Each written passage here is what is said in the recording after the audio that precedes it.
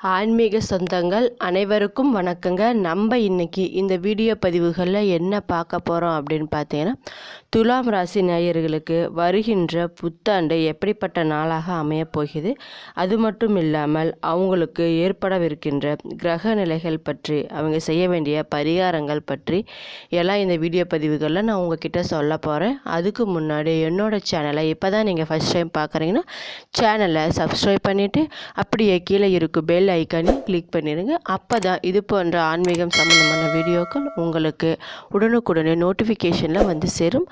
So வாங்க வீடியோக்குள்ளே போகலாம். பொதுவாகவே பார்த்தீங்கன்னா ஒவ்வொரு கிரகங்களும் ஒரு குறிப்பிட்ட கால இடைவெளியில் ஒரு ராசியிலிருந்து மற்றொரு ராசிக்கு பயிற்சியாவது வழக்கமாக இருக்குங்க. இந்த கிரக மாற்றமானது 12 ராசிகளுக்கும் தாக்கத்தை ஏற்படுத்தக்கூடியதாக உள்ளது. அது மட்டும் இல்லாமல் வருகின்ற 2026 புத்தாண்டில் முக்கிய கிரக பயிற்சிகள் நடைபெற உள்ளதாக உள்ளது. அதை பற்றி பார்க்கலாம் வாங்க. வருகின்ற 2026 புத்தாண்டில் நிலம் மற்றும் தங்கத்தில் முதலீடு செய்வது மிகப்பெரிய ஏற்றத்தை கொடுக்கும். திருக்கணிக்கத்தக்கத்தின்படி சனி ஏற்கனவே மீனம் வீட்டில் இருக்கிறார்.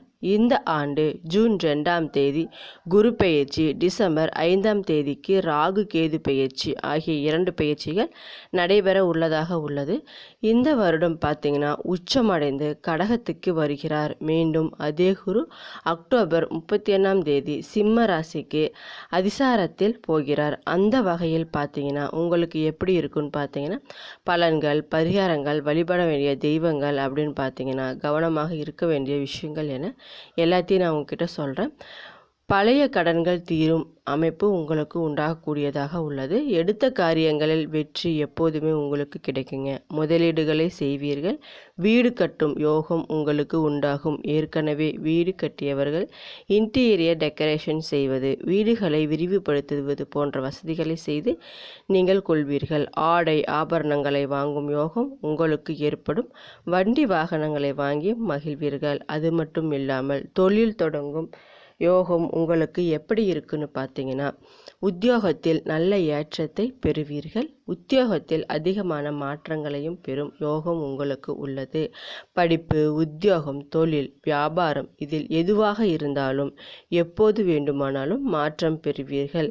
திடீரென முடிவுகளை எடுப்பீர்கள். தனியாக தொழில் தொடங்கும் யோகம் உங்களுக்கு உண்டாகும். வெளிநாடுகளுக்கு வியாபாரம் செய்வீர்கள். ஏற்றுமதி, இறக்குமதி, வாடகைக்கு விடுவது, ஒப்பந்தம் எடுத்து தொழில் செய்யும் போன்ற யோகம் உங்களுக்கு வரக்கூடியதாக உள்ளதுங்க. தாய் வழி உறவு, தந்தை வழி உறவு மேன்மை அடையும் அமைப்பு என எல்லாமே ஏற்படுங்க. பூமி சம்பந்தப்பட்ட விஷயங்களில் இருந்து வந்த சிக்கல்கள் உங்களுக்கு தீரும். பெரிய அளவு அனுகூலத்தை ஏற்படுத்தும். இழுபறியாக இருந்த நிலைகள் படிப்படியாக உங்களுக்கு மாறும். மனசோர்வுகள் அனைத்தும் நீங்கும். பிள்ளைகளுடன் கோபப்படாமல் இருப்பது நல்லதாக உள்ளது. தோல் ஜாயிண்டிங் ஏற்படும் வலிகள் போன்றவற்றில் மிகுந்த கவனமாக இருந்து கொள்ளுங்கள்.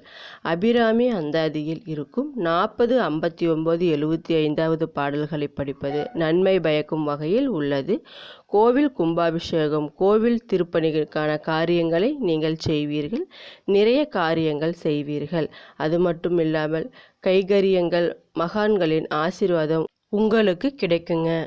உங்களுக்கு கல்வியில் எப்படி பலன் இருக்குன்னு பார்த்தீங்கன்னா, மாணவர்களுக்கு கல்வியில் அதே மாதிரியான பலன்கள் கிடைக்க வாய்ப்பு இல்லை.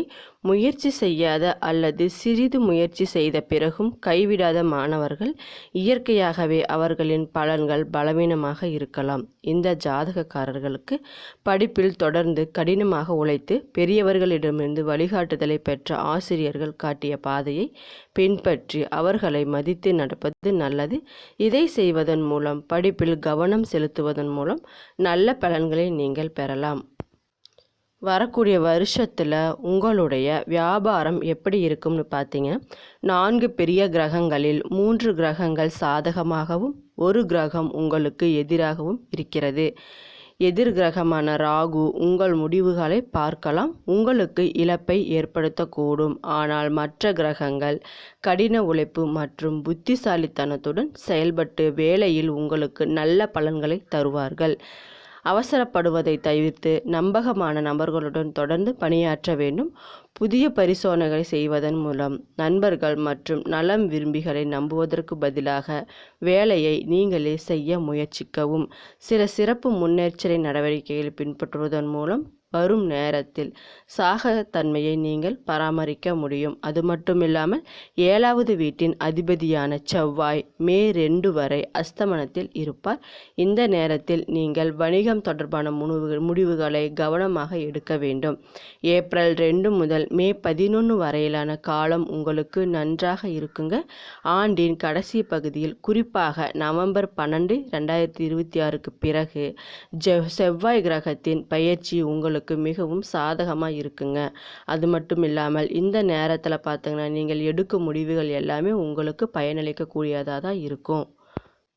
உங்களுடைய தொழில் எப்படி இருக்குன்னு பார்த்தீங்கன்னா 6வது வீட்டின் அதிபதியான குரு பகவான் ஆண்டின் தொடக்கத்தில் இருந்து ஜூன் 2, 2026 வரை உங்கள் அதிர்ஷ்ட வீட்டில் இருப்பார்.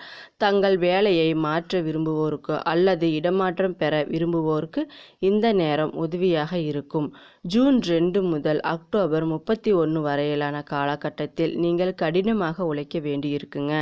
சில நேரங்களில் மூத்தவர்களின் வழிகாட்டுதல் உங்களுக்கு தேவைப்படலாம். அது மட்டும் இல்லாமல் நீங்கள் உங்கள் சொந்த விருப்பப்படி வேலை செய்தால் மூத்தவர்கள் உங்கள் மீது கோபப்படலாம். எனவே சனி பகவான் உங்களுக்கு சாதகமாக இருந்தாலும் குரு பகவான் நிலை காரணமாக வழிகாட்டுதலை பெறுவது உங்களுக்கு முக்கியமாக உள்ளதுங்க. அது மட்டும் இல்லாமல் அக்டோபர் 31க்கு பிறகு குருவின் நிலை மீண்டும் சாதகமாக மாறும். இந்த நேரத்தில் மரியாதை மற்றும் விரும்பிய இடத்திற்கு இடமாற்றம் பெற முடியுங்க. உங்களுடைய நிதி வாழ்க்கை எப்படி இருக்கும்னு பார்த்தீங்கன்னா வாழ்க்கையின் மற்ற பகுதிகளில் உங்களுக்கு சாதகமான பலன்களை தராமல் போகலாம். ஆனால் நிதி வாழ்க்கையில் உங்களுக்கு உதவும். ஜூன் 2 முதல் அக்டோபர் 31 வரை குரு உயர் நிலையில் இருப்பார் மற்றும் செல்வ வீட்டை பார்ப்பார். இந்த நிலையில் பார்த்தீங்கன்னா கணிசமான தொகையை சேமிக்க உதவும். எனவே குருவின் இந்த நிலை நிதி வாழ்க்கையை பொறுத்தவரை உங்களுக்கு சாதகமாக இருக்குங்க. அக்டோபர் 31க்கு பிறகு குரு லாப வீட்டிற்கு செல்வார். 26ஆம் ஆண்டு நிதி வாழ்க்கையை பொறுத்தவரை உங்களுக்கு மிகவும் நன்றாகவே இருக்குங்க. உங்களுடைய காதல் வாழ்க்கை எப்படி இருக்கும்னு பார்த்தீங்கன்னா ஆண்டின் தொடக்கத்திலிருந்து ஜூன் 2, 2026 வரை குருவின் 9வது பார்வை உங்களது 5வது வீட்டில் இருக்குங்க. அப்படி பார்க்க போனால் நீங்கள் சூழ்நிலைகளை புத்திசாலித்தனமாக கையாண்டால் நீங்கள் தவறான புரிதல்களை நீக்கி உறவை இனிமையாக்க முடியுங்க. அது மட்டும் இல்லாமல் இந்த காலகட்டத்தில் நீங்கள் ஒன்றன் பின் ஒன்றாக பிரச்சனைகளை சந்திக்க நேரிடும். அது மட்டும் இல்லாமல் குருவின் செல்வாக்கின் காரணமாக ஜூன் 2ஆம் தேதிக்கு முந்தைய காலகட்டத்தில் இந்த பிரச்சனைகளை நீங்கள் தவிர்க்க முடியும். அதே நேரத்தில் ஜூன் 2 முதல் அக்டோபர் 31 வரை குருவின் தாக்கம் 5வது வீட்டில் இருக்காது. ராகு போன்ற பாவ கிரகங்கள் 5வது வீட்டை பாதிக்கும். அத்தகைய சூழ்நிலையில் என்ன பண்ணணும்னு பார்த்தீங்கன்னா உறவில் சிக்கல்கள் ஏற்படலாம். கவனமாக இருந்து கொள்ளுங்கள். அது மட்டும் இல்லாமல் காதல் வாழ்க்கைக்கு வருகின்ற 2026ஆம் ஆண்டு அவ்வளவு சிறப்பாக இருக்காது என்று கூறப்படுகிறது. இந்த நேரத்தில் நீங்கள் உறவுகளில் ஏற்றத்தாழ்வுகள் மற்றும் தவறான புரிதல்களை சந்திக்க நேரிடும். அது மட்டும் இல்லாமல் பிரச்சனைகளை நீங்கள் தீர்க்க தவறினால் உங்கள் உறவு மோசமடைய கூடுங்க. எனவே முடிந்தவரை தவறான புரிதல்களை தவிர்த்து முயற்சி செய்து கொள்ளுங்கள். வருகின்ற வருடத்தில் உங்களுடைய குடும்ப வாழ்க்கை மற்றும் இல்லறம் எப்படி இருக்கும்னு பார்த்தீங்கன்னா செவ்வாய் கிரகத்தின் பயிற்சி சில நேரங்களில் சிறிய பிரச்சனைகளை உருவாக்கக்கூடும். ஆனால் வருகின்ற ஜூன் 2 முதல் அக்டோபர் 31 வரை குரு தனது நல் செல்வாக்கை உங்கள் மீது தக்க வைத்து கொள்கிறார். அத்தகைய சூழ்நிலையில் பார்த்தீங்கன்னா நீங்கள் குடும்ப வாழ்க்கையில் வலுவான உறவுகளை பராமரிக்க முடியும். இருப்பினும் ஜூன் 2 முதல் அக்டோபர் 31 வரை உங்களுக்கு சிறப்பாக இருக்குங்க. குடும்பத்தில் சில சுப நிகழ்ச்சிகள் நடைபெற உள்ளது. அது மட்டும் இல்லாமல் தூரத்து உறவினர்களும் உங்கள் வீட்டிற்கு வரலாம். நீங்கள் அனைவரும் ஒருவருக்கொருவர் முன்னேற்றம் குறித்து விவாதிப்பதை தடுத்து கொள்ளுங்கள். வருகின்ற காலகட்டத்தில் நீங்கள் நிலம், கட்டிடம், வாகனம் வாங்க முடியுமா அப்படிங்கிறத பற்றி பார்க்கலாம். 4வது வீட்டின் அதிபதியான சனி 6வது வீட்டில் பயிற்சிக்கிறார். அத்தகைய சூழ்நிலையில் நீதிமன்றத்தில் நடந்து வரும் சொத்து தொடர்பான வழக்குகள் முடிவுக்கு வரலாங்க. நிலம் மற்றும் சொத்து வாங்குவதில் வரும் தடைகள் நீங்கலாம். அது மட்டும் இல்லாமல் சொத்து விவகாரத்தில் நீங்கள் நிறைய வழக்குகளை எதிர்கொள்ள வேண்டி இருக்குங்க. உங்களுக்கு எல்லாமே சாதகமாக தான் அமையுங்க. வாகனம் தொடர்பான விஷயங்களில் உங்களுக்கு சாதகமாக நிறைய பலன்கள் கிடைக்க வாய்ப்பு உள்ளதுங்க. நீங்கள் பண்ண வேண்டிய பரிகாரம் என்னன்னு பார்த்தீங்கன்னா, வியாழக்கிழமைகளில் கோவிலில் பாதாம் பருப்புகளை நெய்வேத்தியம் செஞ்சுட்டு வாங்க. நல்லதே நடக்கும். என்ன நண்பர்களே, இந்த வீடியோ பதிவுகளில் துலாம் ராசி நேயர்களுக்கு வருகின்ற வருடம் எப்படி இருக்க போகுது அப்படிங்கிறத பற்றி உங்ககிட்ட நான் தெளிவாக சொல்லியிருக்கேன். என்னோட வீடியோ பிடிச்சிருந்தா லைக் பண்ணுங்கள், ஷேர் பண்ணுங்கள், சப்ஸ்கிரைப் பண்ணிவிட்டு பாருங்கள். நன்றி.